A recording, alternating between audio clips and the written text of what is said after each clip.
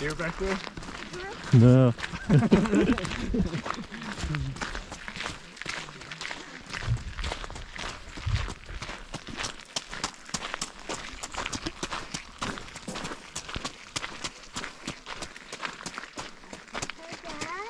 Yes, sir.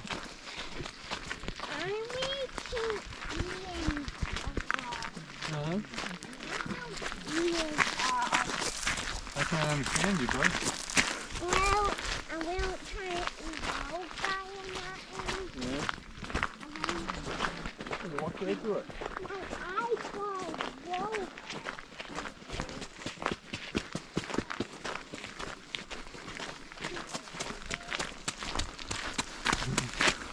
Hey, you're in the cloud now. Look, you can't see. Look out that way. You can't see nothing. Well, I think it got big tree out there. Yeah, you can see a little bit of that big tree, huh? Well, They just stop? Oh, they just stop. Left behind? Yeah. Here, buddy. what? Stay over here by me.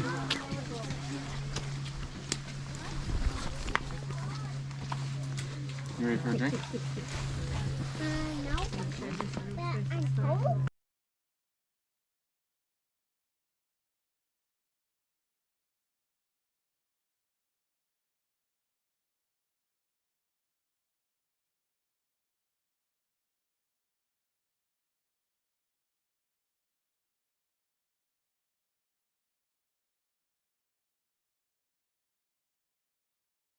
Super fun. Yeah, you do.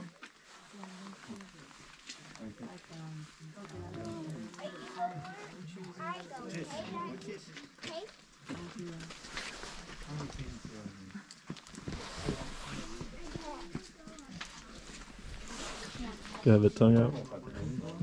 Now my red. White. Caverns!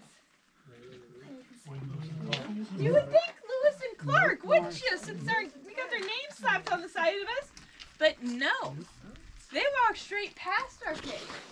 They were walking along the Jefferson River Valley that you cannot see even a little bit right now. They were hiking along that. They're the ones who named it the Jefferson. And if you guys, nope, you cannot see that either. There's a cell tower behind the visitor center right back there. They ate dinner up there. They took such good notes. We know what they ate for dinner. It was a bighorn sheep. Now, we still have access to these notes, and we haven't read hide nor hair about our cave in them. It's pretty safe to assume they didn't see it, right? That's for two main reasons. The first one is they walked past in the summertime. And the second, can't see that either, but 300 feet above us, there's a giant hole in the wall. That's the classic tour entrance. That's new. That was not here when Lewis and Clark walked past, okay? So if it wasn't Lewis and Clark, anyone here poking around before Lewis and Clark? Native Americans, yes, the native peoples. Specifically, the Blackfeet tribe was up and around this area. They were hunting and fishing that Jefferson long before anybody called it the Jefferson. And they were here year-round. We don't think they were ever in our cave either, okay? But we think they knew of it, because they had something called the Legend of the Sleeping Mountain. Our cave is very special. It is 50 degrees year-round, rain or shine, summer or winter. And when it gets to about negative 35, like it does in our lovely state of Montana, that 50-degree air rises. That air is filled with water. So we see it from down there. All right, looks like the cave is going like it's breathing. But honestly, I don't blame them for not figuring it out, because the original discovery hole is a 50-foot drop. All right? And if I thought something that big was in there, sleeping, I wouldn't go wake it up, would you guys? No. So they pretty much left her alone. So if it wasn't the natives and it wasn't Lewis and Clark, who does that leave us with? Huh? Two random guys from Whitehall you've never heard of. Good job! Their names are Tom Williams and Bert Purnell. They walked past 100 years after the Lewis and Clark expedition in 1892. All right. They're walking along that Jefferson River Valley in the dead of winter. They're hunting a deer. All of a sudden they see an SOS signal come from the top of the mountain. Like, oh, someone's a crawler up there, gotten stuck. We're the only people with 30 miles. We gotta go help them, right? So they get all their hunting gear up there. When they finally get to the top where they're expecting to find a person, maybe a fire, they find neither. It's just a hole in the ground. Right, huh? And they toss a rock into it. And the rock goes. Now, about 50 feet. I don't know how you guys go hunting, but I don't bring a 50-foot ladder with me. So like, we'll come back here, right? Turn this into a summer expedition. You guys know how life is. It turns into 6 years before they're finally able to come back here with their candles and their ropes and finally figure out what exactly they found. They go down there and like, wow, this is amazing. We're going on a new wonder of the world. We need to tell everyone. Whitehall's gonna be famous. I can always tell who's from Montana with that joke. How do you get people up here though? Instagram hasn't been invented yet. Did anyone drive past Butte, Whitehall, Cardwell? Yep. No? Yeah? Well, if you could see just a little bit better, you guys could see a giant hole in the side of the mountain on that way. A lot of people think that's an entrance to our cave. It's not. That's a limestone quarry owned by a guy named Dan Morrison. The Dan Morrison's BFFs with Tom and Bert. Dan, you gotta come check this out. So Dan goes in, checks it out, comes back out. They're like, what did you think? And Dan goes, I could make so much money off of this. Yeah, baby. He runs up there and he buys the mineral rights for our cave. And he blasts that hole in to make his 12-hour tour a little easier. I'm going to be nice. This is only an hour and a half. A 12-hour Dan Morrison tour. You started in Butte, Montana. You got on the railroad, took you to right down there. There you hiked up this entire mountain plus another 300 feet from where we are into that hole. And you go down, down, down to the further down location at the time, the Brown Waterfall Room. There you ate lunch. Then you hiked right back out the same way you came, back down the mountain, back on the railroad, back to Butte, Montana. A 12-hour tour. These tours were also incredibly expensive for the time. They cost $1. Now, despite this expense and this difficulty, a lot of people are coming to see these caves. So many that the railroad starts asking questions. Mainly, where are you people going? Nothing to schools in Whitehall. What gives? Finally, they asked Dan that question. Oh, haven't you heard? I'm the proud owner of this fine cave up here, and people are paying me a lot of money to come see it. And the railroad goes, money? So they start doing a little bit more digging. Turns out Dan is not, in fact, the proud owner of this fine cave. The railroad is. And Dan's been making money off of their land and not giving them any of it. So they sue him. They take all of that money back. And Dan's like, no. And the railroad's like, yeah. And then that wears off. The only thing here right now is that hole in the wall next to the railroad. None of this fun infrastructure is here. There's no seating, there's no visitor center, and there's certainly no bathrooms. Railroad just made a bunch of money. They don't want to go spend it. So, out of the goodness of their hearts and a tax break, they donate to the National Park Service. And the National Park Service goes, gee, thanks. They already have 2 caves, Mammoth and Carlsbad. They don't have the time, money, or personnel to turn this into something more than the hole in the wall next to the railroad. So they put it on the back burner. They run out there, they slap their national park lock on it, and then they go back to the nearest national park. Any idea where that is? Carlsbad. Huh? Carlsbad? Nope. Oh, the national park. National, yep. Yellowstone, yes. This is 1908.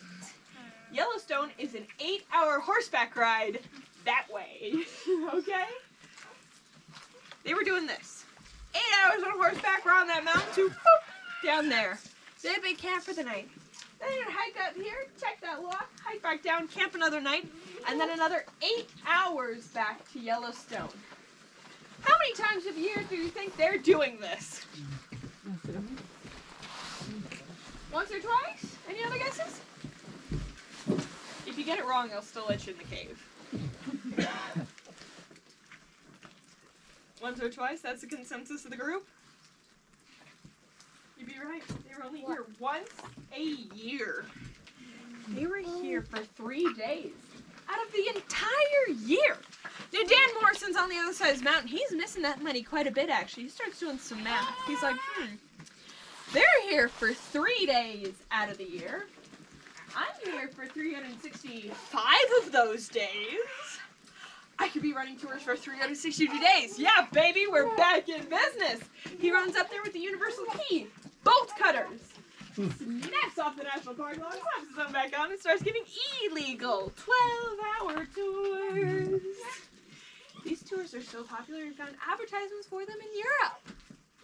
How often do you think he got caught? None. None, really? At least once. At least once. At least once. One's enough, right? He never got caught. Never. Oh. You're right. I just wanted more audience participation. He never got caught. He did this until 1932. Only reason he stopped in 1932 is because he died at age 85. I stopped giving tours too. So, it's 1932. Dan just died. Something else has happened in America right about now. Any idea what that could be? Depression, yes. State's out of money. We need to get people back up to Montana. Economy, tourism, all those fun words business majors throw around, right? Paint's chipping off a butte. We need something new. We remember we have these caves up here, and we're like, oh, hey, federal government. Could you give us back our caves and like a little bit of funding, and we could turn this into Montana's first ever state park? How cool would that be? And then all that money that Dan Morrison made could go into our pocket this time, huh? Federal government goes, yeah, sure, that's a great idea. And in fact, we just came up with the perfect solution for your funding. It's called the CCC, the Civilian Conservation Corps, okay? CCC is a bunch of 18 to 23-year-olds that are paid $1 a day, all right? But they get a roof over their head and food in their mouth every single night. It's a pretty sweet gig for the Great Depression. So they send 200 of those 18-year-olds right over there. They build that visitor center in 1935. They also build these exit and entrance trails. The last thing they do here is they blast that tunnel that we're about to walk into, okay? In between all that fun stuff, they're given 3 other jobs. Number 1, clean 10,000 years of bird and bat poop off of the cave walls. This job is so fun, we still do it. That's why we're closed on Tuesdays. Job number 2. Hand carve every single stair in the Lewis and Clark Caverns. There are 600 stairs.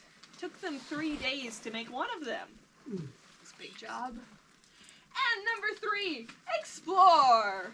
Now, you're an 18-year-old who just left his mom's house for the first time in your entire life, and you're given these 3 jobs. Which one are you doing? Exploring. Exploring! To the point where nothing else was getting done. And we had to outlaw exploring. But we're going to learn fast that 18-year-olds really don't like when you tell them not to do something. Some of the consequences of that, okay?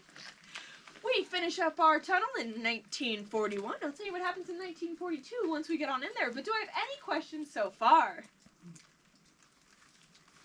No? Okay, that means I either did really good or really bad. All right. So, I have one more rule for you guys before I let you into my cave. It's super important, so I'm making sure that you know that I'm telling you right now. Whew. Okay, you can tell it's almost my weekend. So, I have 2 doors that lead into my tunnel, okay? The reason for that is the air pressure difference between the inside of the cave and the outside of the cave is so great that if both doors are open at the same time, a 50-mile-an-hour wind shoots through that tunnel, taking all of the moisture out of our cave for 15 straight years. Then we can't go here no more, okay? In order to stop that from happening, both of these doors are 180 pounds. If I get hit by a 180-pound door going 50 miles an hour, I get workman's comp. If you guys get hit by a 180-pound door going 50 miles an hour, I will call an ambulance. We'll get Tom to drive you down in that lovely golf cart we have there. I will peel you off of the wall, put you in there, and say, thank you so much for coming to Lewis and Clark Caverns. I hope you enjoyed what you had of your tour. Feel better soon. And then I have to do, like, this much paperwork. In order to avoid all that from happening, I will be the only ones touching these doors today. If you would like to touch the doors, get a job here. That's what I did. It's worked out pretty great. Okay? I do encourage pictures of these doors, however. These are the originals from the CCC. They are so, so beautiful. It looks like we're walking into a dungeon, all right? Highly encourage pictures. In fact, I encourage pictures throughout this entire tour, but I don't encourage flash. The reason I don't encourage flash is because we have a really nice lighting system in there, and your pictures actually come out better without flash, okay? We are going to be starting in a room with the lights slightly dimmed. I will tell a story and then turn the lights back on. So you will have plenty of time to get pictures with the lovely lighting. So as long as you have a little bit of patience, we'll have a really great time. Any questions? I agree. What a noise. That was impressive. I'm very, what good let-alongs. Anyway, any other questions? There he goes. Oh, he's released now. Oh boy. There he goes. All right. We're going to be sitting here for just a little bit longer because I know that golf cart is here, so Tom has not finished his tour quite yet. I'm going to go check and see if he's in our tunnel. I will be right back. Don't leave. Yeah. At least you can see down in the valley now. See the river? You can see the river down there. That is when I can hear people. Just a few more moments before we walk in, okay? Down there? For that, No.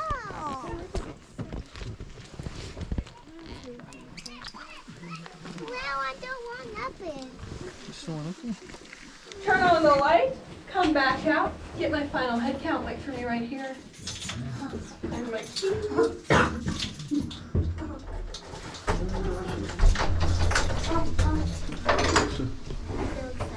I'm so excited.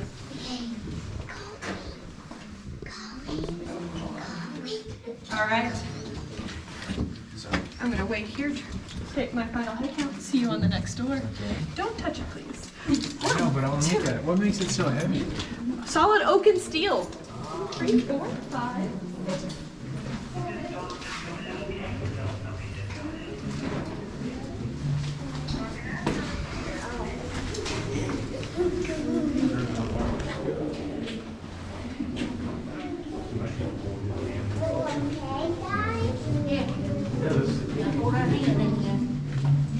Dark, isn't it? But I maybe I go guy turn it I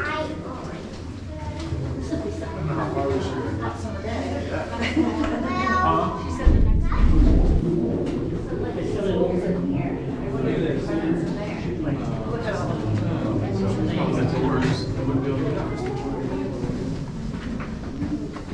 Yep.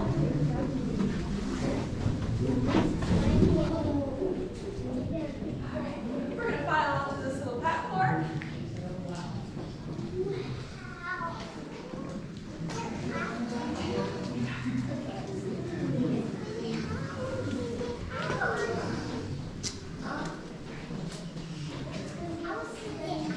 For transition shifts and not everybody's.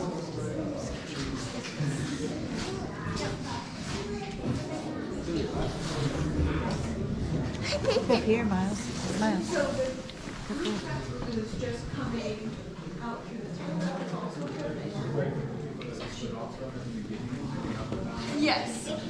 So they go up all the way those 300 feet, or 300 feet, and then they go down the 600 stairs, and they come up this. So they do see a little bit more of the cave, but we get to see the best room. Oh, I see. Yeah, so that's our trade-off. So, hello and welcome to the grand finale room. Now, I know what you're thinking. George, I just spent good money for this tour. What do you mean, grand finale room? I want my tour. Well, until 5 years ago, the only tour you could take here was the classic tour. They would go up those 300 feet, down the 600 stairs, out through these, back there, back through the tunnel. Nowadays, they just go up these stairs, out through that tunnel. They do not see the Paradise Room.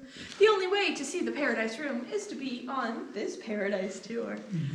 Like I said, this is the biggest, most beautiful, most well-decorated room in the entire cave system. I'm so excited to show you guys, but before we head in there, I'm gonna go over what we're gonna see in there. All right? First, can anyone tell me what this cave is made out of? Limestone, yes. You are very close, doll. But you're skipping ahead. Limestone. A few million years ago, Montana looked like the Caribbean Sea. Nice white sandy beaches, lots of seashells. Those seashells got stacked and stacked and stacked and stacked, and then they got squished down, creating limestone. Yeah, limestone is very special when it interacts with acid rain, which all rain is slightly acidic. It takes some of that calcium with it, and depending on how it comes into here, that's what we call it. The first type we are going to talk about is called a dripstone. Can anyone tell me why we call it a dripstone? Made by drips. Because it drips, exactly right. Don't you love it when it works out like that? This is our first type of dripstone, right here. The stalactite. Oh, I have a paid actor in the audience here today. Do you guys see how it's wet on the edge of this bit right here? Do you guys see that? Yeah. That is calcium-filled rainwater. If that water stays right there and it doesn't get any heavier and eventually evaporates, it will add to the stalactite. But if it gets a little bit heavier and it falls, it will start creating stalagmites. An easy way to remember this is a stalagmite is you might trip on it. So keep an eye out, okay? When these two meet in the middle, meaning it touches both the floor and the ceiling, it is called a column. Yeah. See these soft bits and all this bumpy stuff? This is the stalagmite. These are the stalactites. All right? We have a lot more stalagmite in here because we have really fast-moving water. Our water is moving so fast that we are going hyperspeed geologically speaking. When I tell you my numbers, you're going to think it's a little bit pathetic because we're people and we're not supposed to think that time is fast. But geologically, we are growing at a centimeter a decade down here. The rest of the cave is a centimeter a century. Fast. All right? Sometimes water doesn't drip though. Sometimes it flows. Any idea what we might call that? You guys are already thinking longer than the guy who named it. Very, very, very close. Flowstone. This is flowstone. What happens is it drops down from the ceiling, but instead of adding to a stalactite or stalagmite, it just keeps going. And eventually evaporates somewhere along this path, creating flowstone. This isn't the only type of flowstone we have in here. We also, right up here, have those two strips. Do you see those? Right up there. Do you see them? Yeah. That's called cave bacon. What? Yeah. Cave bacon. Cave bacon? This is another type of flowstone. It's just a change in how it flowed down, all right? Now, while I have you guys looking up the ceiling, I'll have you notice that we're a bit behind a certain trend, but in our defense, we've had it for way longer. We have popcorn ceilings. Do you guys see that? Yeah. This is the actual geological term is cave popcorn, okay? This is a secret third type of thing that I haven't told you guys about, okay? This is called a seepstone. So the water didn't drip nor did it flow, but it seeped through the water, or it's through the stone from high geologic pressure. Basically, it's sweating, creating these little bits of cave popcorn. These three combined create fantasy formations. Like I said, the Paradise Room is the most well decorated. I will take you on a whole tour around the world. Fantasy formations are kind of like constellations in that they are completely and totally naturally occurring, but people are people, so we see things in them. And we've given them fun names. Okay? Any questions in here? No? All right. Well then, now I get to tell you about the people who've gotten lost in here. Ooh. In the Paradise Room! Up these lovely hand-carved stairs. Look at how beautiful and slippery these are. Hold on to the handrail, and I will see you guys in the Paradise Room. All right.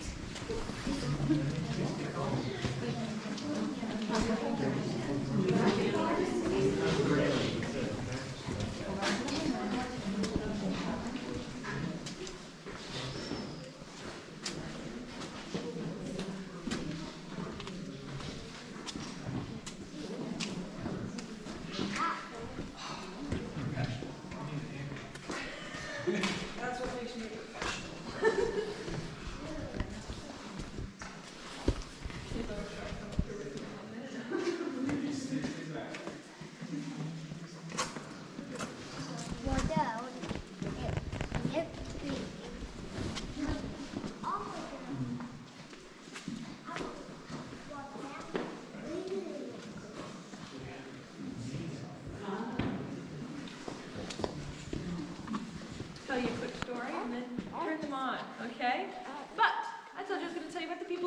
lost in here.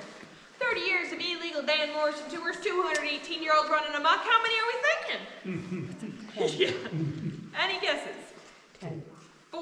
Oh, that's very nice. 10? What? 10? Any other guesses? Huh? 47. 47. Someone remembers being 18. When I was 18, I got lost in a grocery store. In my defense, the Butte and the Dillon Safeway are exact opposites, and I forgot which one I was in. One guy got lost in here. Right! Yeah. His name was Ralph Purney. Okay? Now, Ralph did a lot of really stupid things in very quick succession in order to get as lost as he did in here. So I'm going to tell you his story, and then I'm going to give you guys a little pop quiz. Make sure we're being safe cavers, okay? And then I'll turn the lights on, all right? His name was Ralph Purney. He was a 19-year-old CCC worker given the second job I told you guys about, making stairs. Now, Ralph gets bored fast. I'll tell you something else about our dear friend Ralph. He's the type of guy who thinks that if enough swagger in his step, he can take over the world. So, he figures, I am so bored sitting here making stairs. I work in one of the coolest places in the entire world. I'm sat here making stairs. This is ridiculous. I gotta find a way out of this, right? He comes up with a plan. 3-day weekend's coming up. He'll just not tell anybody where he's going. Not tell anybody. Not bring anybody with him. Be in the cave to his heart's content. Be back in his bed before they even notice he's on Tuesday. It's perfect. It's brilliant. It's neither. Ralph gets into the cave. Midnight. He doesn't tell anybody where he's going, doesn't bring anybody with him. He brings a carbide lamp, 10 matches, and no food or water. Yeah, Ralph's what I like to refer to as the sharpest spoon in the drawer. So, Ralph's in there, he's like, I am so bored of all the places I'm familiar with. I want to go somewhere completely new, alone. Ralph walks into a room we now call the Wind Tunnel. It's aptly named. Ralph's carbide lamp goes. He's plunged into something we like to call cave darkness. It's pretty dark in here, isn't it? Yeah. You wouldn't want to be in here alone for very long, would you? This is nowhere near cave darkness. Cave darkness is so dark you cannot see your hand in front of your face. Your eyes do not adjust to it, okay? We will not be experiencing cave darkness in here today. I have the kill switch down here, which means it turns off all the lights for the entire cave. And the classic tour doesn't like when I do that to them. So, this is as dark as it's going to get in here, but I still feel like it really helps show what Ralph is going through, okay?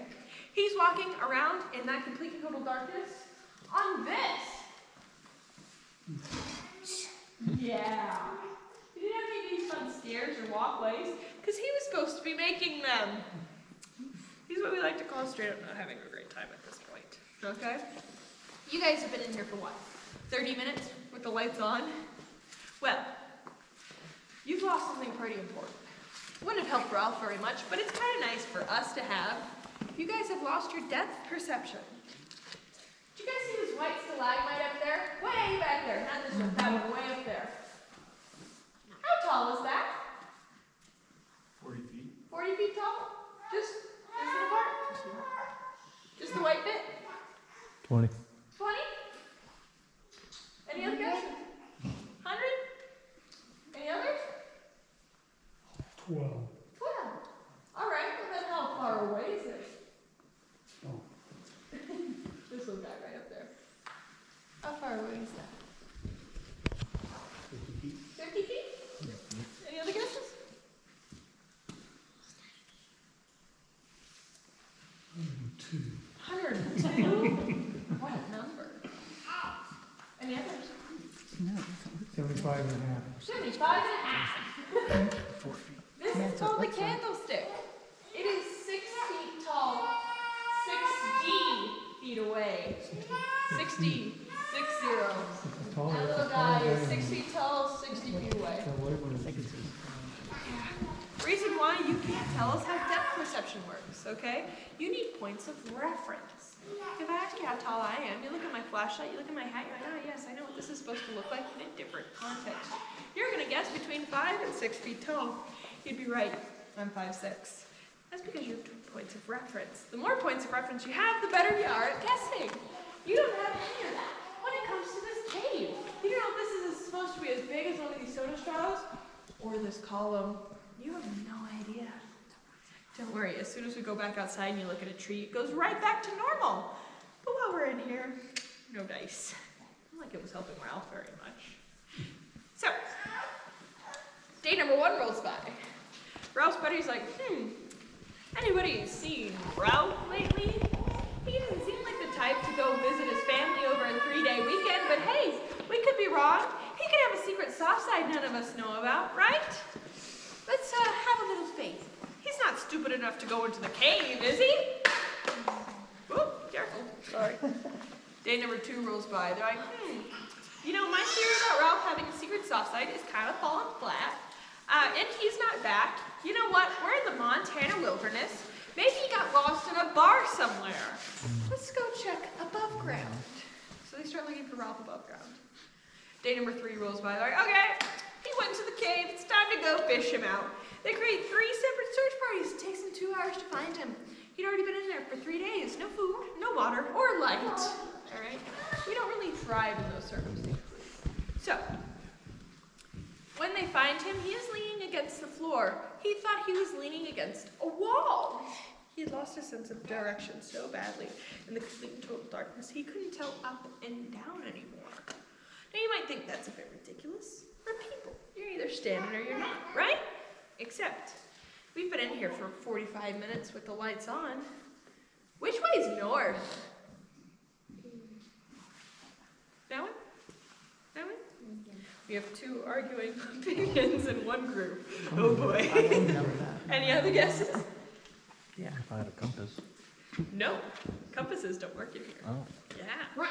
Yeah. Good thing I know where I'm doing, right? Any other guesses? Nope, just... I couldn't tell which one was north before we got here. Yeah. True north The clouds. is right over here. Yeah. Not sick of either of you. Compasses don't work down here. How us guides remember that's true north is right here behind you guys. The North Pole. With Santa Claus right here. You guys see that? There's Santa. You don't see Santa, he's sitting right there.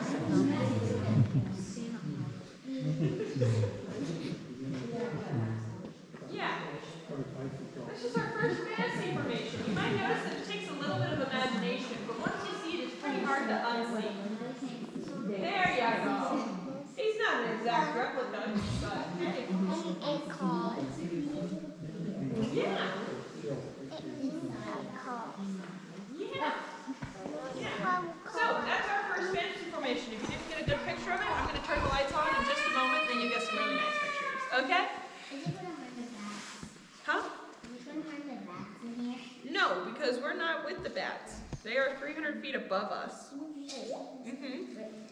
No, not more than 300 feet. You're behind several things of rock. So, they pull Ralph out of the cave. He's blind for a week. His eyes have stopped working like complete and total darkness. But he's okay. He is so okay, in fact, that in 1952, he comes back to our cave to take one of our tours and make sure we're telling his story correctly.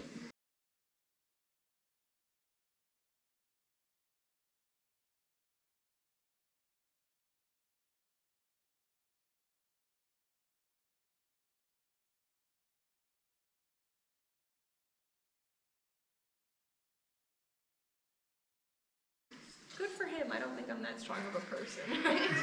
But he is A-okay. Now it's time for that quiz I was telling you about. Make sure we're being safe cavers. Can anyone tell me one thing Ralph did wrong?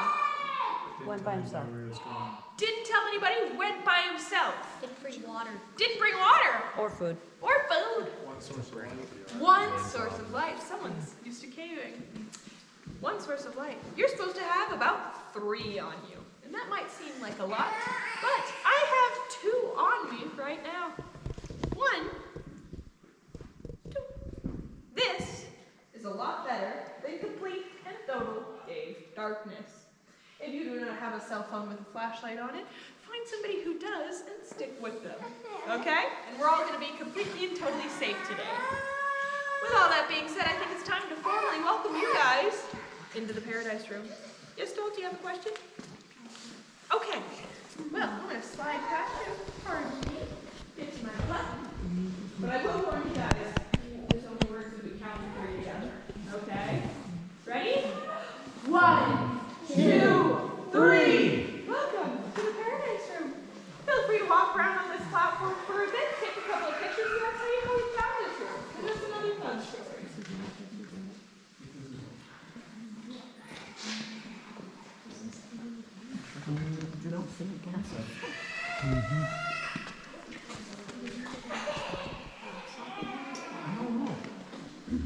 I know the name to it of that.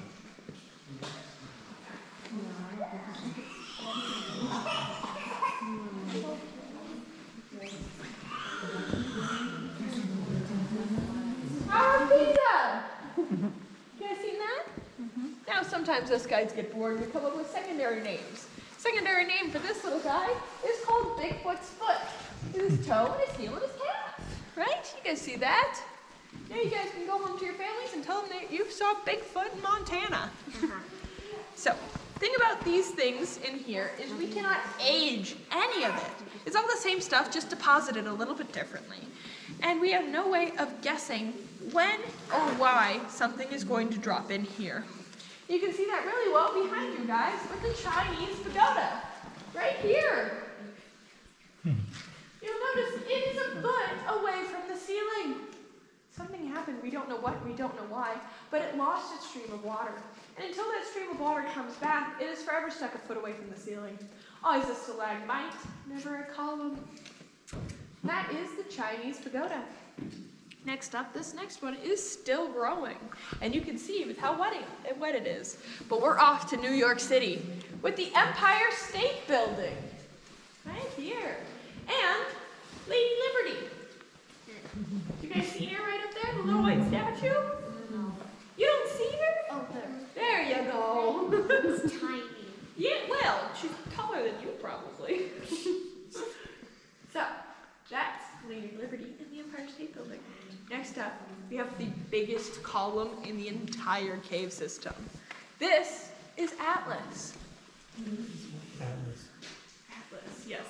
Unlike his Greek god counterpart, he is not holding up the cave, but I sure don't want to be here if he falls down. Now, you'll notice he's pretty bumpy, right? Those are the stalagmites I was telling you about, which is really common for our cave. But it's not common for them to get this large. Next up. Anyone a fan of baseball? No one? Nope. Anyone heard of baseball? Yes. All right, then you're going to get this joke.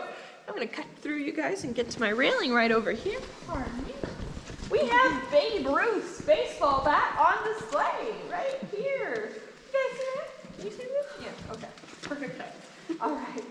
Now this, you see, is a stalagmite column. Okay? This is really rare for our cave. This is so rare, there are only 2 like it in the entire system.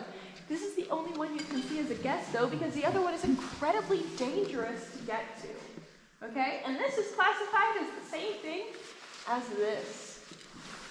How crazy is that? Just a change in how the water dripped. And then, next to Babe Ruth's baseball bat, we have the sumo wrestlers. Right there. You guys see him at the top? There. See him? You're not looking in the right direction. You got this. Don't worry, me too. I have a bet going on who's going to win, but I don't think I'm going to figure out in this lifetime. So that's the sumo wrestlers. Next to that, anyone a fan of Harry Potter? Huh? Huh? Yeah? Yeah? You want to go to Hogwarts? Yeah, I knew you were going to be my little cheerleader. This is Hogwarts, right here. The Deathly Hallows, right here. And Hagrid's hut. Now, when we first found this room, Harry Potter wasn't very popular because it wouldn't come out for another 50 years. So the original title for this is King Richard's Castle and Robin Hood. being Richard's Castle, the Sherwood Forest, and the Merry Men. As Harry Potter has grown in popularity, not in this group though, we have started using the two interchangeably. So, as I've been showing you on this tour around the world, have we noticed any fun colors? Red. Red, yes, right on the money. First try. Do we know what mineral creates red? Ruby. Iron, yes. Ruby, yes. Ruby also creates red, but it's not getting in here. Iron. Rust. We are part of something called the batholithic boulder, okay? This is where my geology degree comes in. I get to geek out a little bit.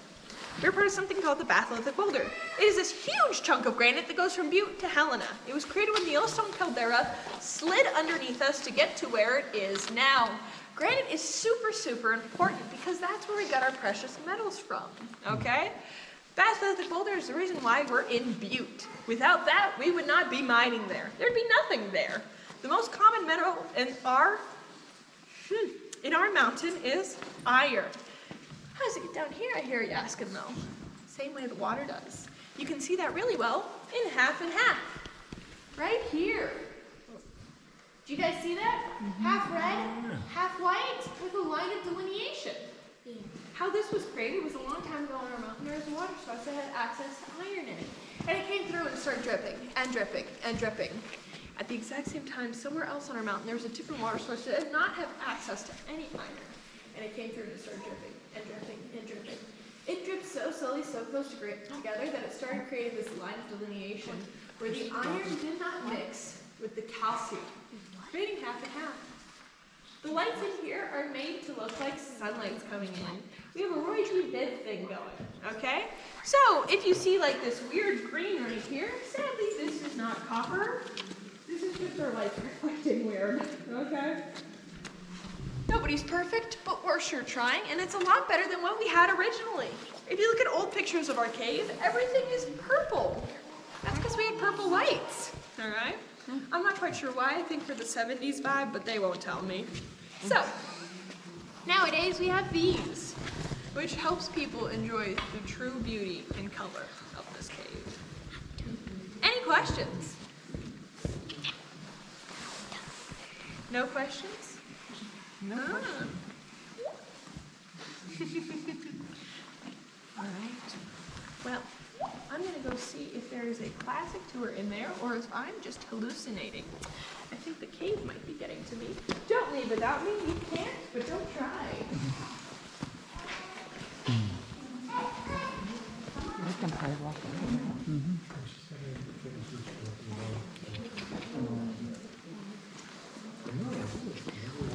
All right, I am hallucinating. Hold on for a second, though. All right, I'm gonna have you folks head back to the exact same room we just came from right over there, okay? Don't go into the tunnel because I have one more story to tell you guys, but head on over that way.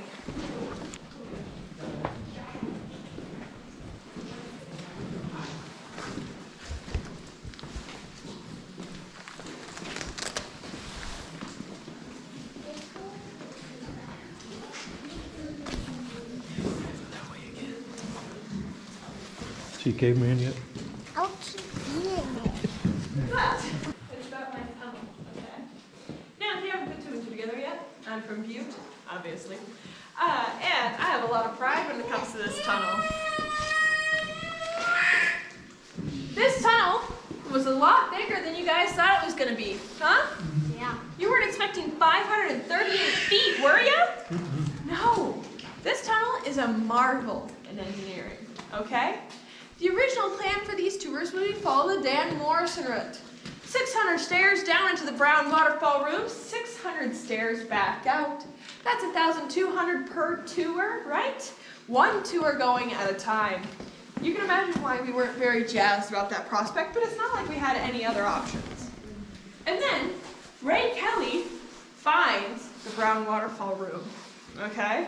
Or not the brown waterfall, sorry, Paradise room. They're like, booyah, we'll just blast a hole in the side of this, have people walk out that way. There's only 600 stairs, more than one tour going at a time.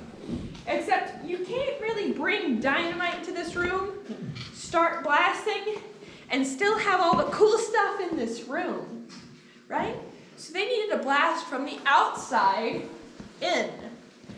In order to do that, they needed to map this entire cave system. Compasses don't work down here because of the iron deposit. Neither do barometers because of the change in air pressure. They were having to use twine and trigonometry in order to map 3.5 miles worth of cave. It took them 16 months. Finished up in those 16 months, and then they had a bunch of teenagers dynamite and say, have at her. You can imagine the engineers are a little stressed. You know what? Let's have a little faith in our guys, right? We'll give them a 15 to 20 foot room of error, right?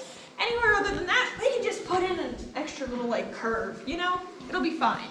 Well, those kids blasted a foot a day, 538 feet. That took them 18 straight months. They finally blasted in here after those 18 months. They are 2 to 4 inches off of their mark. Wow. Yeah, they did amazing. Reason why these kids were so good is because these were mining kids. They were from back east, the coal mines, Butte, Virginia City. My great uncle, Ray Critchfield, was part of the crew that blasted this. He lived and worked in Virginia City his entire life till he got his number called up. Then he worked here. Then he moved to Butte because he'd found what he was good at, right? So, these kids knew what they were doing. And thank God they did. Because they also knew that 50-mile-an-hour wind I was telling you guys about, right? So, before they get all the way in here, they put those 2 doors in. Booyah. Good. We got her. Woo. And then they got another foot in. They're like, remember how we wanted a room in here when we were done?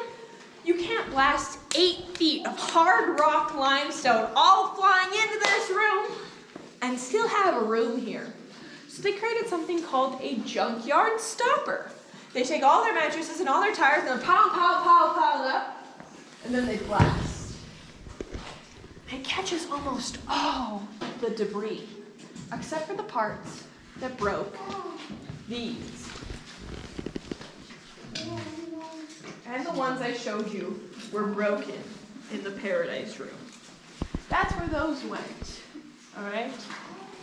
These kids did amazing. 8 feet of hard rock limestone, and that's the only thing that gets broken? Whew.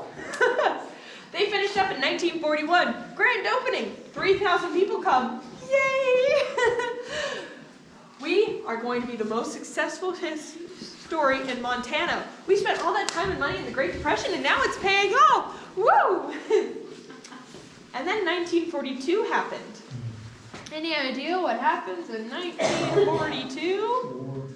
World War II. We joined the war. And the thing about that is there aren't a lot of people that look like me working back there, right? There are these big, strong, draftable men. So that's what happens. They get drafted. No tour guides, no tours. We are hemorrhaging money. All that time and money we just spent on America's hardest time is shut down after 1 year. The men are off to war. We need a solution. Any ideas? Women. Women? Absolutely not. I'm not allowed to work here until the 60s. No, we came up with something much, much weirder. And it wasn't kids or dogs. I've heard that before. We became a food source for the war, okay? This tunnel is very special. It's a little bit cooler and a little bit drier than this cave system. It turns out to be the perfect temperature and humidity to make and store blue cheese. Yeah, put that on their bingo card, huh? Blue cheese. They were making and storing blue cheese in our cave system until 1952, when we finally had enough people back up and working and giving tours. And we've been open every year since. Any questions? No? All right. Well, if there are no further questions, it's time to put you guys back out into the rain. I'm going to slide past you and get to my button. Ooh, excuse me. Before we head on out, though, oh my goodness, I want to let you know just how good these kids did. When I open this first door and you look at the next one that leads to the outdoors, you're going to see a little blue light. That is sunlight coming through the keyhole. That's how straight this tunnel is. Keep an eye out for that little blue light. And let's head on back out to that hopefully sunshine. Together. There we go. You got the hands? You're not so wide, the two of you.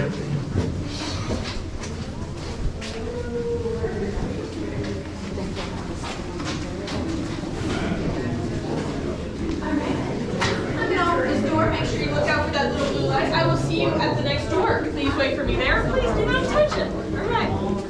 2, 3, 4, 5, 6, 7, 8. Where? You see it? Where? Now I see it. You gotta duck down a little bit.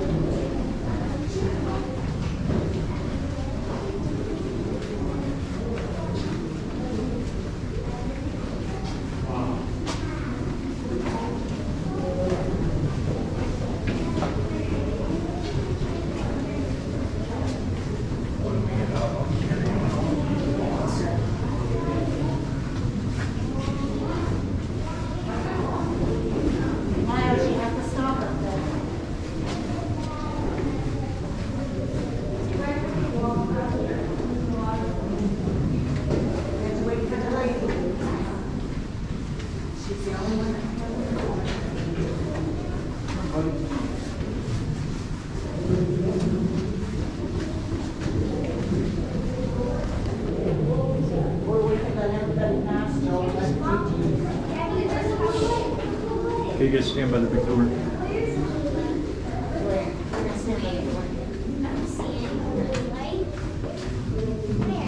Turn over this way so I can get your face. There you go. It's coming down now.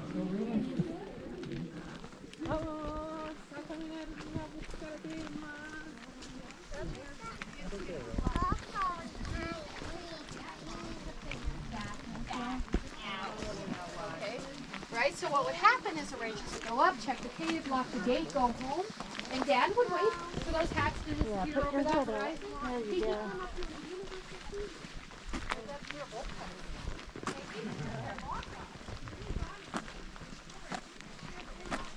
Joe wanted to carry him. Yes, TT. Oh.